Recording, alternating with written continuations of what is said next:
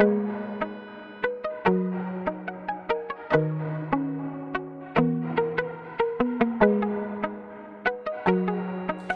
everyone, my name is Kudzie Mapiye, and on this channel I do videos about my life living here in Australia, and I also share different life lessons that I've learned along the way. In today's video, I'm going to be talking about living paycheck to paycheck in Australia, a common reality for a lot of people.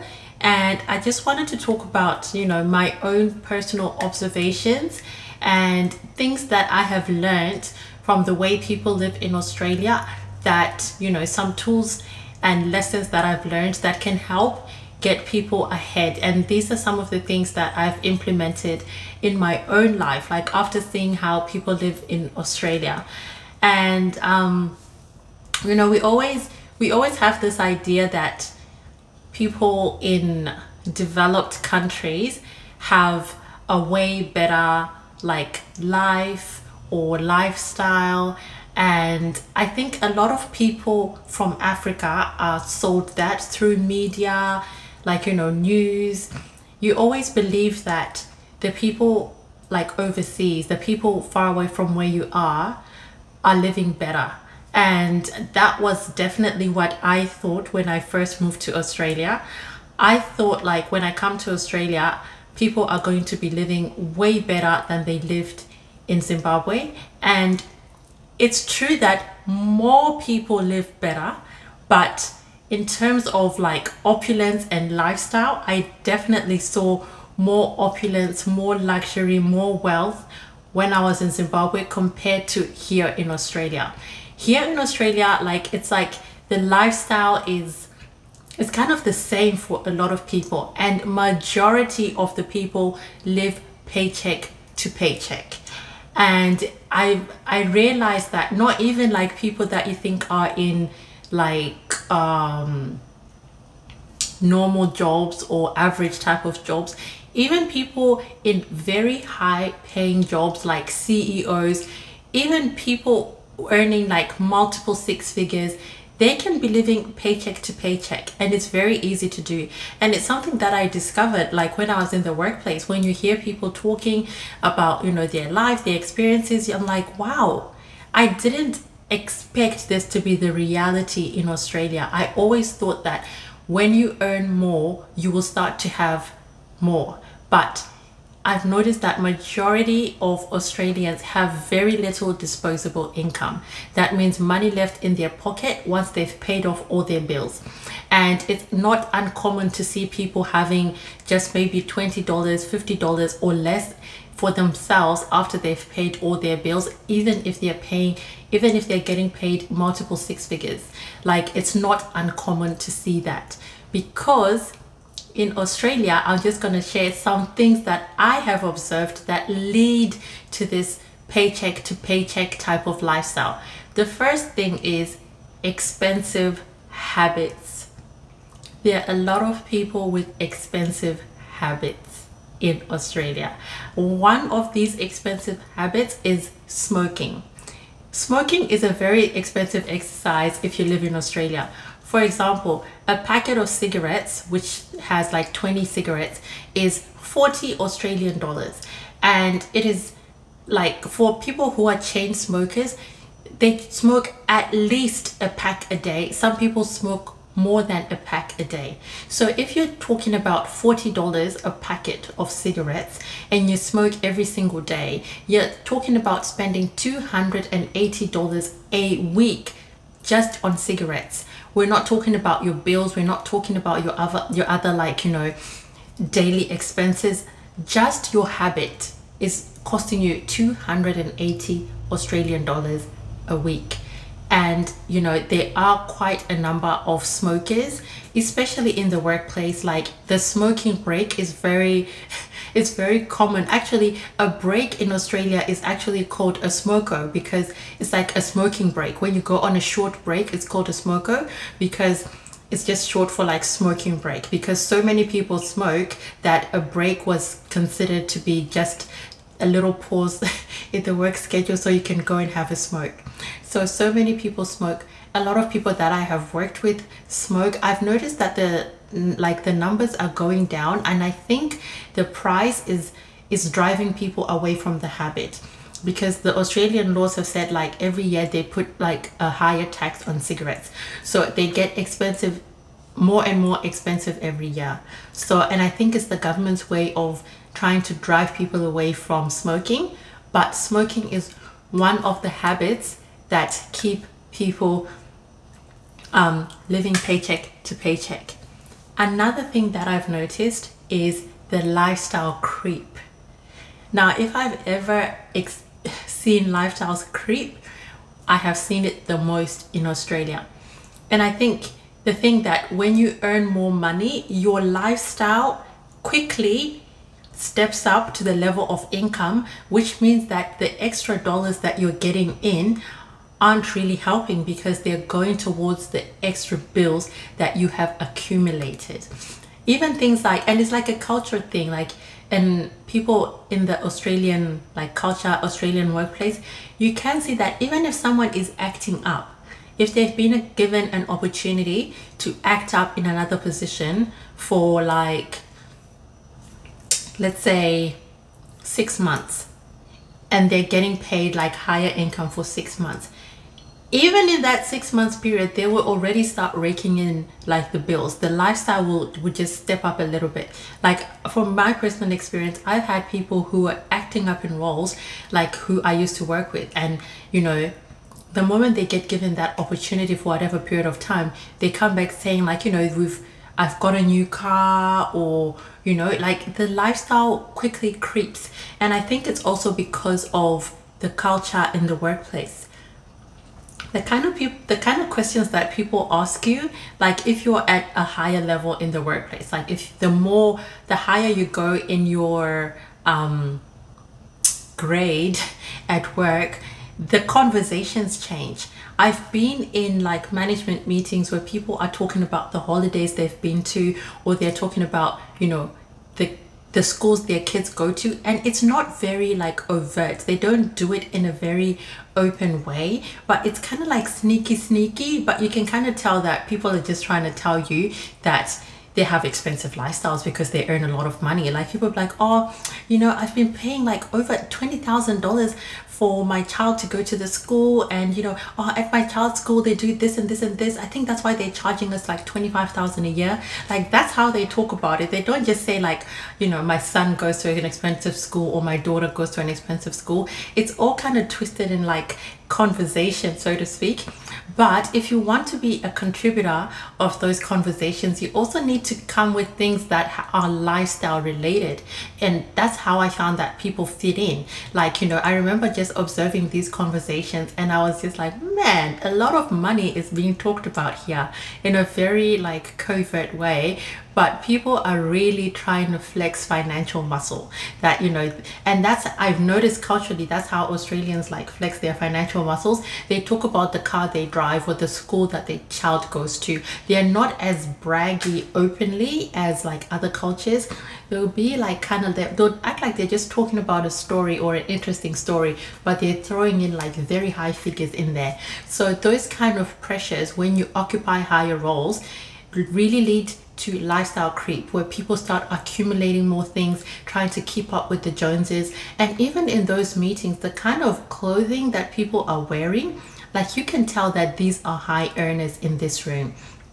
And it's very easy to feel out of place in a high, like in a management meeting, if you're just looking like, you know, anyhow.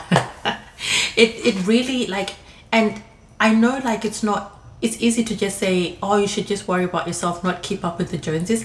But considering culture is also an important thing. Like when you're in those roles, obviously, like, especially if you're new to those roles, you want to be able to be like conversing at the same level as the people in those rooms. And sometimes the conversation revolve around spending, around money, and you know, you just have to present yourself a certain way because of the audience that you have around you. So those are some of the things that really cause lifestyle creep.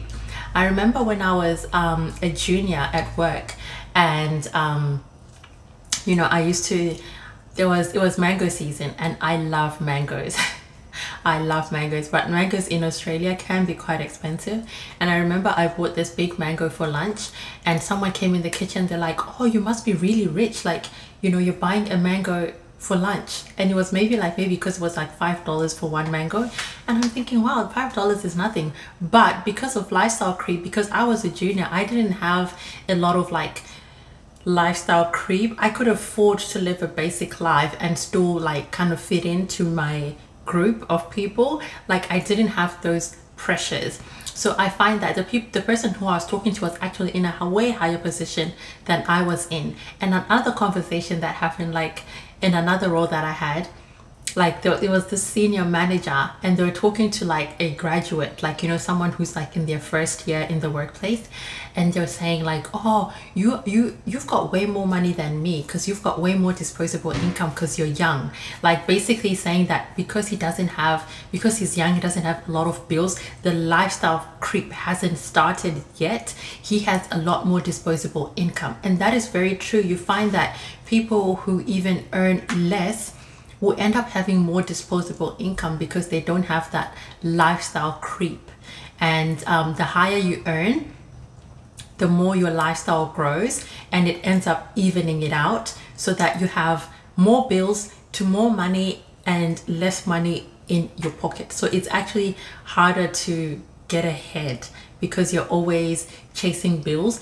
And you find that when people have to step down, if there's like a change in the workplace and people have to step down a level, or any kind of change that causes people to move to a lower role, you really feel the pinch. Like, people can really, like, you can really tell that people are distressed because the bills that they have to pay are way higher than they earn because they've maxed out their spending.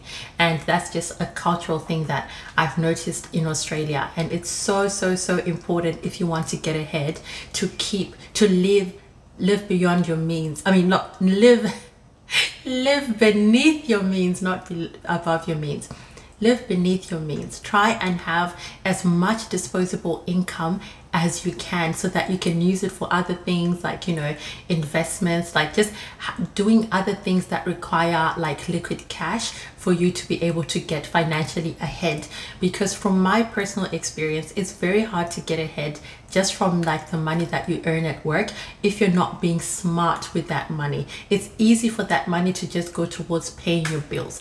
And one thing about Australia, the bills are very high. The income is very high, but so are the bills. So it's very easy to even it out. So sometimes hearing that someone earns like $300,000 or $400,000 for example, it can be nothing because their lifestyle can be worth $300,000 or even more. Sometimes people live like they can't even break even, like they're actually spending more than what's coming in. Then, you know, a lot of the credit then covers up the gap. So it's very common to see those kind of situations where high earners are not getting ahead financially. And you start to see it when they start approaching retirement age and they start saying like, you know, I'm really worried about retirement because I don't have enough saved. And in the Australian workforce, like from what I've noticed, people stay longer than they should. Like they've reached their retirement age, but they keep working, not because they love the job, not because they love what they're doing, but because they simply have to keep on working in order to have a decent retirement. So it's people sometimes work 5 years more than they're supposed to work because they just haven't been like making the right decisions when it comes to their income. The lifestyle creep just came, and then, you know, they just found themselves in this cycle of, you know, getting more, spending more, and then chasing even higher roles, and then thinking that'll get them ahead, and then noticing that no, the lifestyle comes up to the same level and things just balance each other out until it's too late when you figure out, hey, I'm about to retire and I'm not going to have a comfortable retirement because I've just maxed myself out. And another common thing that I have seen in the Australian culture that makes people live paycheck to paycheck or live like not very comfortable lives is relationship breakups. Whew. I think worldwide this has become a pandemic in itself. Like relationship breakups in Australia are very, very costly. Like when people separate, and this is not even married, you don't even have to be married. In Australia, if you've been living for a year with somebody, like if you've got a boyfriend or a girlfriend and you've been living together and sharing bills for a year, you are considered to be in a partnership. And if you break up, you have to split like everything between you. So even if you're not married, that's how like seriously they take relationships and partnerships. So the moment you're moving with someone, the moment you start sharing bills and stuff like that, you're in a partnership and you're as good as married when it comes to like finances and separation and all that. So it can be very, very costly, because imagine like you've worked to accumulate all these things. So even if you don't have property, like even if you don't have property together, when you separate, even your money from your retirement fund has to be split. So things like that, all your assets have to be split because you were in a partnership. So you find that people lose a lot of money during separations. And if you've separated maybe more than once, you find that people like, it's very hard to fall behind financially, even if you've got a very high earning job, even if you're in the millions. To be honest, if you've had relationship breakdowns that have led to separation in Australia, it is really easy to fall behind. So it's not only like the division of the assets that causes people to fall behind, but also the maintenance. If there were kids involved, the child maintenance like system, the child support system in Australia is very, very strict. And because everything is connected with the tax office, like, you know, it's as soon as your money comes in, they already calculate what it needs to go to the kids and what's left behind.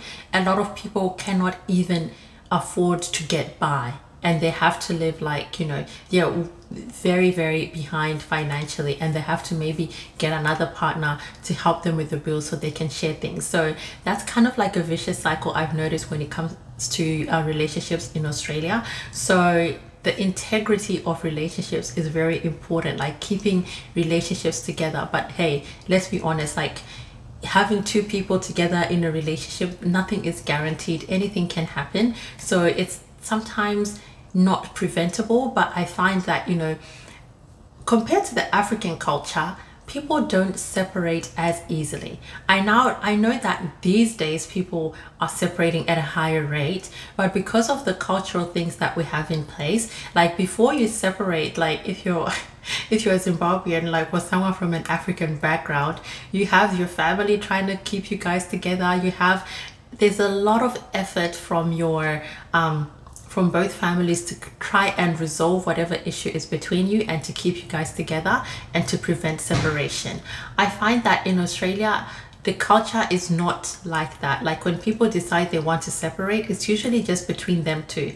Like they can be like, you know, it's not working out, and they make a decision between themselves, and there's very minimal like family involvement in trying to keep them together.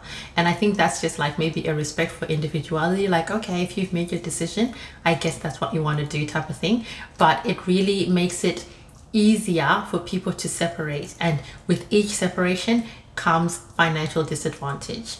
And I find that it really keeps people financially behind. Like I have had someone that I've known who was a very high earner, like a very, very high earner, but they had a couple of relationship separations and they ended up in a very, very bad financial position, to the extent that you would think they're just an entry level like earner, but they're a high earner. But because of what the relationship breakdown separation has caused, and because there were kids involved and child support, the person ended up being at a financial disadvantage. So they ended up like the hand wasn't even reaching the mouth, like it wasn't even like hand to mouth, paycheck to paycheck. There was even a gap in between. So it's very easy in Australia, because of these cultural things, to come to a position where people are not able to sustain themselves. And there have been people like even who were CEOs, previous CEOs, who have become homeless or end up living in their cars because of a relationship breakdown that led to separation. They've lost the house and they've just accumulated so much like in terms of lifestyle, and they find that they can no longer maintain their lifestyle, and then life just changes, and then it just leads to a mental breakdown, and they just end up being homeless. Like it's not an uncommon scenario in Australia. So basically what I'm trying to say is high income doesn't guarantee wealth, so to speak, or to say that these people have got more money because of this lifestyle creep and the complications in relationships and all these other things, expensive habits. And smoking is not the only expensive habit that people can have. Like there are other like expensive sports that people have. Like people have expensive habits like collecting expensive things. It could be like being a car collector, like a vintage car collector, or you collect like just collectibles, any type of collectibles. And collectibles are very expensive. Like if you're a collector, like it's a very expensive habit. You start acquiring very expensive assets because you just want to collect them. It's just a hobby of yours. And these are kind of like, I feel like first world hobbies where you have very, very expensive habits. And you know, if you sit with like high earners, most of them have some kind of expensive habit that they're into. If it's not like that they smoke, they collect something expensive. They have like expensive pastimes, things that they do in their spare time that cost a ridiculous amount of money. Like just money, the more they earn, I don't know how it happens, the more they spend. And in the end, it just leads to this lifestyle where people don't have very much, or it can look to the eye like they've got a lot because they're driving expensive cars or they're living in expensive houses. But you know, because of the credit situation and how much they have left in their pockets, they don't really have that much money. So those are some of the lessons that I learned from you know, just observing things in the Australian culture, in the Australian type of lifestyle.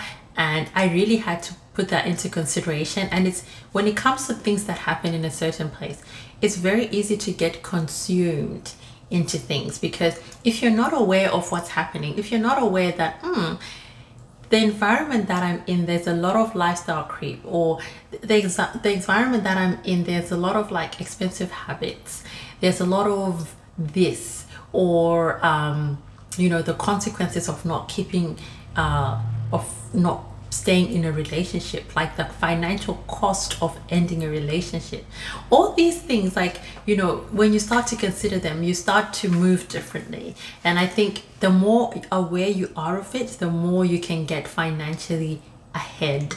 You can see that, oh, okay, in the long run, this is probably not a good thing. Like if I get into this habit, or if I, you know, if I now make friends at the income level that I'm earning, like people who earn the same as me, these are some of the risks. Like I could get involved in these expensive activities, and you just know how to set your boundaries, what's right for you, like where you want to go financially, and the things that you have to do, and the money, the disposable income that you need for yourself in order to make different financial moves, etc. But yeah, just wanted to share that. Like, it's, people think that, you know, in developed countries, in first world countries, whatever, people have more money. That is not necessarily the case. People actually have less money because of the things that I've just spoken about. So yeah, something to be aware of. If you want to get financially ahead, look at the things that stand in the way of that and make different decisions to get financially ahead. I hope you found this video helpful, and I will see you in the next one.